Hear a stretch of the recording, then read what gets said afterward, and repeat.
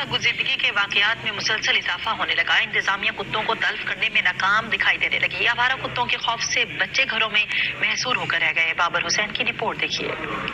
جہلم کے کئی مقامات پر آوارہ کتوں کی بھرمار ہے۔ کئی دفعہ انتظامیہ کے نوٹس میں یہ بات لائی گئی ہے کہ کتے کے کاٹنے سے کئی دفعہ شہری اور بچے زخمی ہو چکے ہیں، مگر آوارہ کتوں کو تلف کرنے کے لیے کوئی اقدامات نہیں کیے جا رہے۔ شاید حکام بالا کسی بڑے حادثے کے منتظر ہیں۔ ہمارے کتوں کی وجہ سے ہم بہت پریشان ہیں، ہمارے بچے بہت پریشان ہیں۔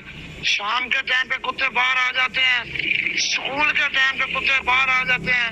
بچے جب اسکول جاتے ہیں تو ان کو پڑ جاتے ہیں، کئی بچے زخمی ہوئے ہیں۔ صبح اسکول اور کالج جاتے ہوئے کتے پیچھے لگ جاتے ہیں موٹر بائک پر، بزرگوں اور بچوں کو کاٹتے بھی ہیں۔ مہربانی فرما کے ان کا خاتمہ کیا جائے، بچوں اور اس کو بزرگوں کو حفاظت میں رکھا جائے۔ سرگزیدگی کے بڑھتے واقعات کی وجہ سے جہلم کے شہری عدم تحفظ کا شکار ہیں۔ کتوں کے غول در غول گلیوں میں، چوک چوراہوں اور بازاروں میں دندراتے پھرتے نظر آتے ہیں۔ ضرورت اس امر کی ہے کہ سرگزیدگی کے واقعات کی روک تھام کے لیے متعلقہ حکام کوئی اقدامات کریں۔ کتے کاٹنے کے واقعات تسلسل سے ہو رہے ہیں۔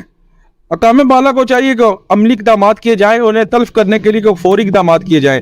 کیمرہ مین اسلام علی کے ساتھ بابر حسین، بیورو چیف سچ نیوز، جہلم۔